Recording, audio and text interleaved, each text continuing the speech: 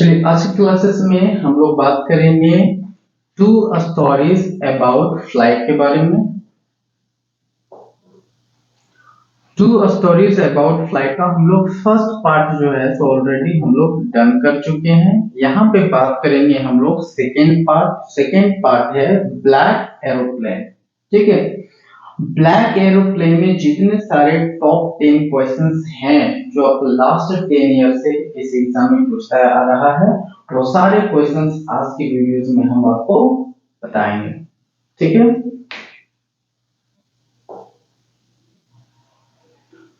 चलिए तो हम लोग बात करते हैं। यहाँ पे फर्स्ट क्वेश्चन है I will take the risk, मैं जोखिम उठाऊंगा। व्हाट इज द रिस्क, वो रिस्क क्या है। ये जो पायलट है ये बोलता है कि मैं रिस्क उठाऊंगा, वो रिस्क क्या है।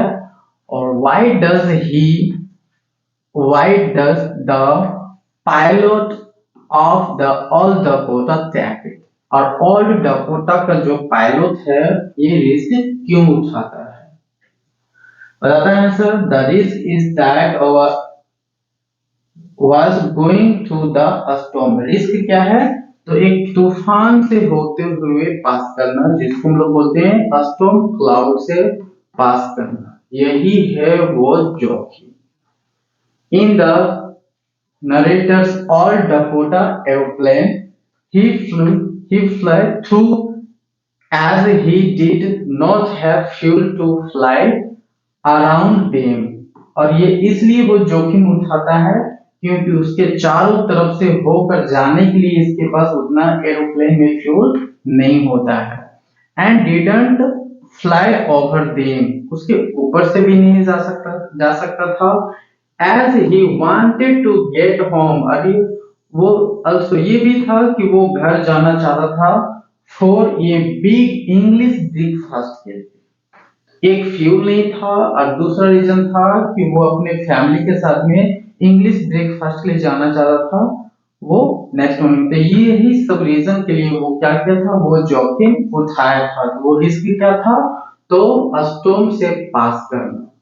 ठीक है, और वो क्यों उठाया था ये जोखिम, क्योंकि उसके पास फ्यूल नहीं था और वो इंग्लिश ब्रेकफास्ट करना चाहता था अपने फैमिली वालों के साथ। ठीक है, next describe the black aeroplane from the point of view of the pilot. Pilot जो है जब ब्लैक क्लाउड्स को जो देखता है वो कैसे दिखता है, ये सब चीजें आपको यहाँ डिस्क्राइब करना है। बताता है the writer was going from France to England. Writer जो है सो फ्रांस से इंग्लैंड जा रहा होता है। He was flying his Dakota aeroplane when he had gone 150 kilometre from France. जब फ्रांस से लगभग इतना किलोमीटर वो निकल गया था तो he saw cloud, storm cloud, तो वो एक जो है सब बादल देखता है। They were huge they look like black mountain, और वो जो था क्लाउड वो एक ब्लैक माउंटेन के भांति जो है सो स्टैंडिंग था, खड़ा था उसके सामने में, उस बादल में। तो ये चीज हमको जो है सो बताना था। ये कौन देख रहा था ऐसा, तो पायलट देख रहा था उस ब्लैक क्लाउड को, तो ऐसा नजर आ रहा था। तो कैसा नजर आ रहा था, तो वही चीज हम लोग को इसमें राइट करने के लिए बोल रहा था। ठीक है, और थर्ड क्वेश्चन से हम लोग का यहाँ पे बोलता है कि how did the black aeroplane rescue the first pilot.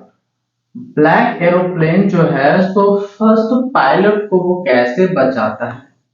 ठीक है, कैसे बचाता है, तो बताता है कि the pilot of the black airplane, airplane या एरोप्लेन आप बोल सकते हैं। ठीक है, वेव हिज हैंड, उसने अपने हाथों को लहराया। He gestured for the first pilot to follow him, और वो फर्स्ट पायलट को जो है तो क्या किया, गेस्चर, एक संकेत दे रहा था द राइटर फॉलोड हिम, और राइटर जो है उसके पीछे से चला गया। ही फॉलोड ब्लैक प्लेन, वो ब्लैक प्लेन या ब्लैक एरोप्लेन को वो जो है सो फॉलो करते रहा। कब तक? फॉर हाफ एन आवर, मतलब आधे घंटे तक उसका फॉलो किया। Suddenly the plane was out of the clouds, और अचानक उसका प्लेन जो है सो घने बादल से बाहर आ गया। He could see the lights of the airport and landed his airplane या airplane। उसने देखा कि वो जो है सो लैंड कर गया है, लाइट ये सब सब नजर आ रहे थे। In this way the black aeroplane या एयरलाइन जो है सो उसको बचाया था। ठीक है।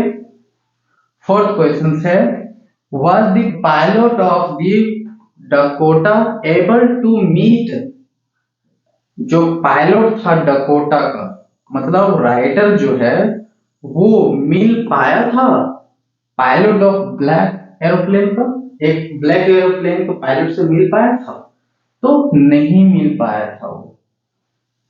He was not able to meet the pilot of black aeroplane या airplane, नहीं मिल पाया था उसे। When he was going to land his plane, he looked behind, जैसे ही वो अपना प्लेन को लैंड करने जा रहा था तो वो पीछे मुड़कर देखा भी था। But the black plane was out not there, लेकिन वो ब्लैक प्लेन जो था, ब्लैक एरोप्लेन जो था वो वहां नहीं दिख रहा था। द स्काई वाज एम्प्टी, वो बादल पूरी तरह से, जो आकाश जो है पूरी तरह से क्या था? एम्प्टी, खाली था। The woman at the control centre, जैसे ही वहां पे लैंड करता है कंट्रोल सेंटर के पास जाता है तो वहां की ओमेन जो है वो बताती है कि no other planes were flying on that stormy night, इस तूफानी रात में और कोई प्लेन जो है तो उड़ नहीं रहा था।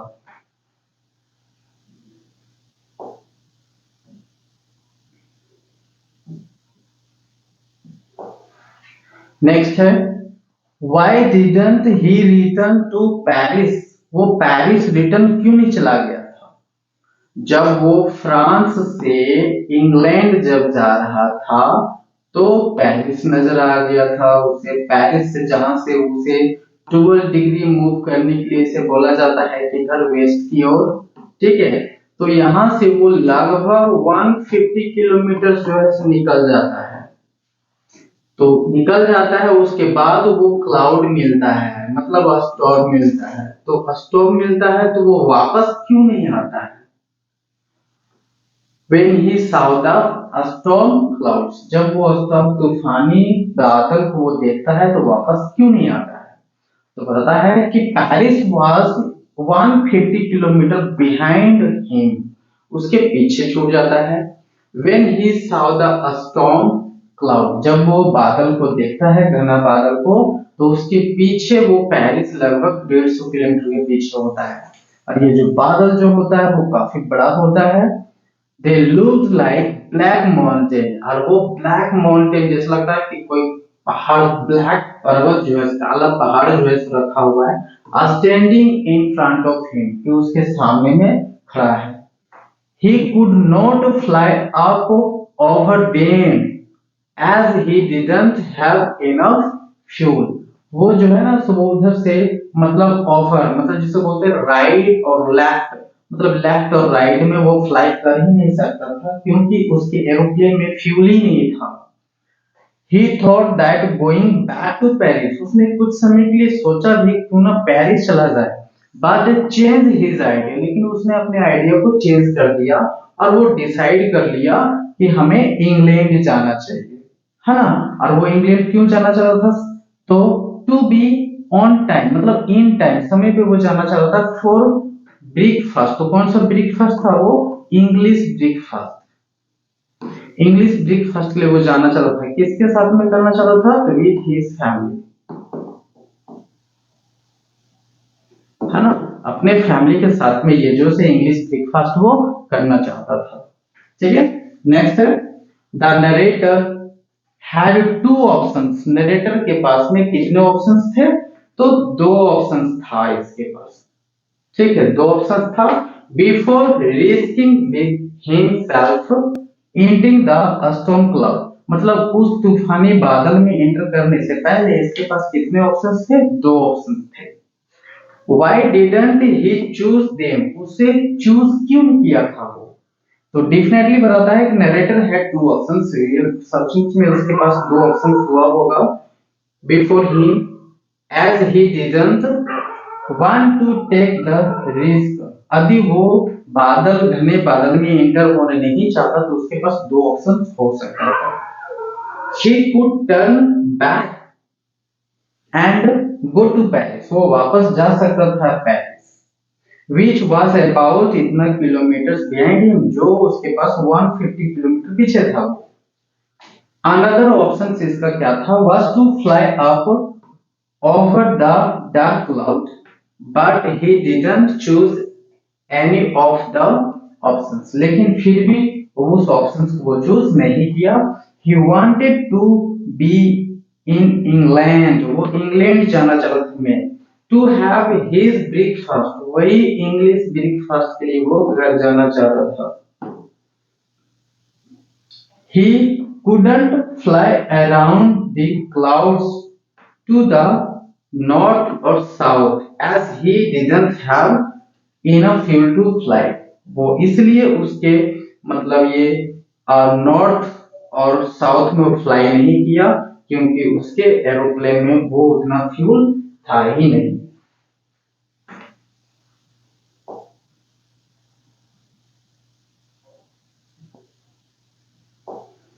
नेक्स्ट है, what did he do when he was inside the cloud, वह क्या किया था या क्या किया था जब वो बादल के अंदर में था? तो क्या करता है? तो the narrator took the risk of entering the black storm cloud, सबसे पहले कि वो रिस्क उठाता है, जोखिम उठाता है उस घने बादल में जाने के लिए, और इनसाइड देम, और जैसे उसके अंदर चला जाता है, एवरीथिंग वाज सडनली ब्लैक, वो हर एक चीज उसका क्या हो जाता है? ब्लैक हो जाता है।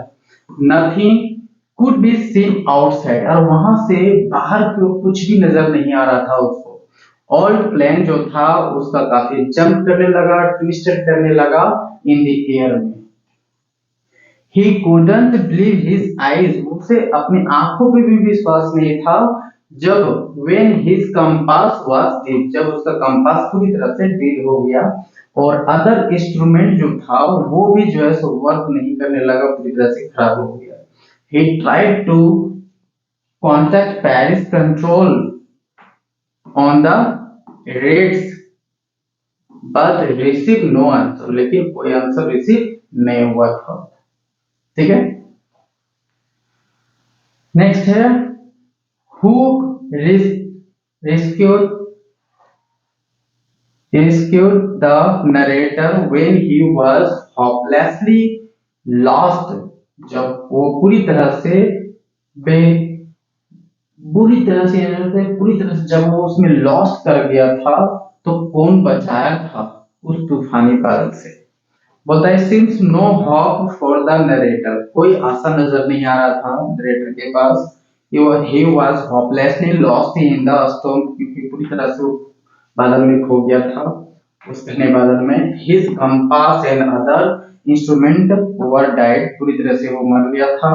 Even Paris control didn't respond, यहाँ तक कि जब पेरिस कंट्रोल को उसने जो है कांटेक्ट करने की कोशिश किया तो वहां से भी उसका कोई रिस्पॉन्ड नहीं आया।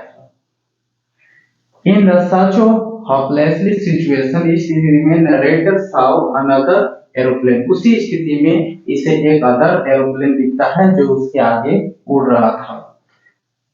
It had no light on its wings, जिसके पंखों पे कोई लाइट नहीं थी, but he could see the pilot's face, लेकिन पायलट का फेस इसे नजर आ रहा था।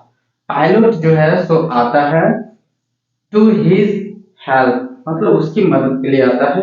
When he said follow me, the narrator followed him like an obedient child, और जब वो बोलता है follow me तो एक बच्चे की भांति जो है ये क्या करता है? उसके पीछे पीछे जाने लगता है।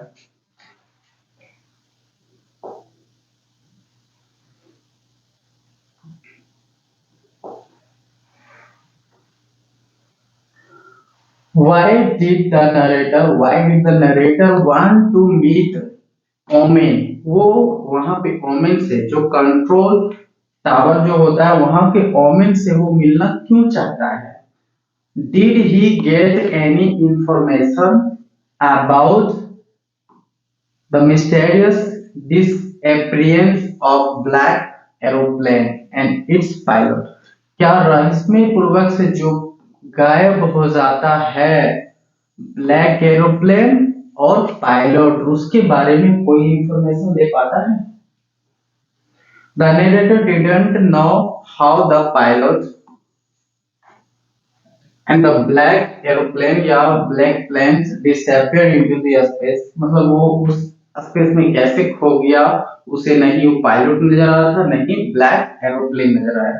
He wanted some different information from the woman, और इसीलिए जब वो वहां पे लैंड किया तो वहां के जो ओमेन्स होती है जो कंट्रोल रूम में, उससे वो कुछ निश्चित इंफॉर्मेशन वो लेना चाहता है कि आखिर को कौन मदद किया। But she told him that on that stormy night, लेकिन वो बताती है कि इस तूफानी रात में no planes was in the sky except his old Dakota, बताता है कि तुम्हारे ओल्ड डकोटा के अलावा और कोई यहाँ पे एरोप्लेन उड़ नहीं रहा।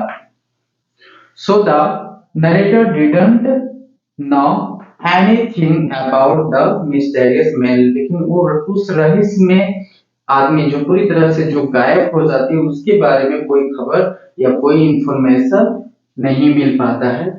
Who helped कि किसने उसे मदद किया, arrive safely without the compass और रेडियो, कि रेडियो और कंपास के बिना सुरक्षित पूर्वक से उसे यहाँ पे उतरने में कौन मदद किया?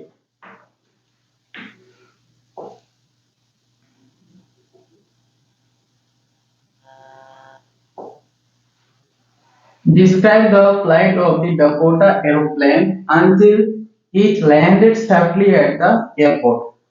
एयरपोर्ट एयरपोर्ट पे उतरने से पहले उसकी स्थिति के बारे में हमको जो है सो क्या करना, डिस्क्राइब करना उस डकोटा एरोप्लेन के बारे में। तो सबसे पहले बताता है कि डकोटा एरोप्लेन जो राइटर होता है of this story is pilot.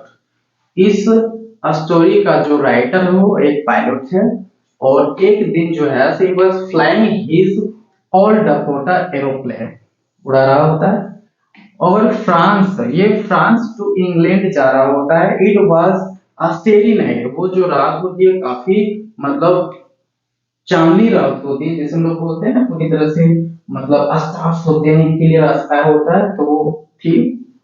He was going to England, England जा रहा था। He hope to spend his holiday with his family, वो आशा कर रहा था कि हम अपनी हॉलिडे जो है सो अपने फैमिली के साथ में बिताएंगे। It was an easy journey, वो सोच रहा था कि ये जो है सो काफी एक आसान यात्रा होगा। He was in joyful mood, और इसी कारण से वो एक जॉयफुल मूड में होता है। He looked at his watch, और जैसे ही वो अपने घड़ी को देखता है वो लगभग 1:30 हो रहा होता है एम इन द मॉर्निंग, मतलब जिसे हम लोग बोलते हैं 1:30 AM, मतलब रात के 1:30 बज रहा था वो। ठीक है, तो his wireless he contacted Paris control, उसने पेरिस कंट्रोल को कांटेक्ट किया, और they told him to turn 12 degree, उसे वहीं पे 12 डिग्री मूव करने के लिए कह दिया गया, किधर, वेस्ट की ओर। He did as he was advised to do, जैसा उसे करने के लिए कहा गया वैसा ही किया, और he was 150 kilometre from Paris, और वो पेरिस से लगभग 150 किलोमीटर आगे निकल चुका था। लेकिन सडनली द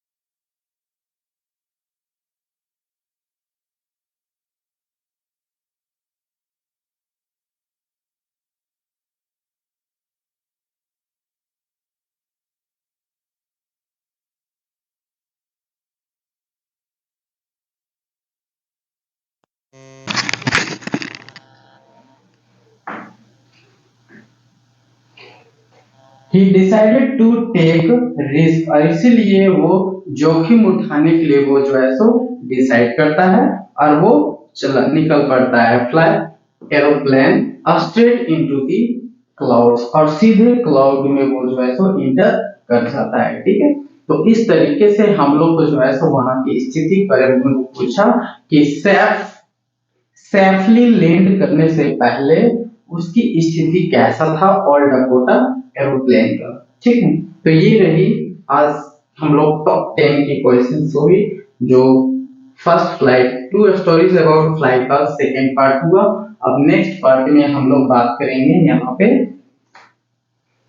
नेक्स्ट पार्ट में हम लोग बात करेंगे from the diary of Anne Frank के बारे में हम लोग बात करेंगे। ठीक है, तो इस चैप्टर में जितने सारे टॉप 10 क्वेश्चंस हैं उसको हम लोग यहाँ पे ऐड करेंगे, और ये लास्ट 10 इयर्स में जितने सारे क्वेश्चंस पूछे गए हैं, लास्ट 10 इयर्स में जितने सारे क्वेश्चंस पूछे गए हैं, ये सारे क्वेश्चंस हम आपको अभी बता रहे हैं, और जिसे आप काफी अच्छे मार्क्स ला सकते हैं, क्योंकि ये 10 टॉप ऐसे क्वेश्चंस हैं जो ज्यादा पॉसिबिलिटी होती है 99 या 100% हम लोग कह सकते हैं कि आपको क्वेश्चंस ये आएगा ही आएगा।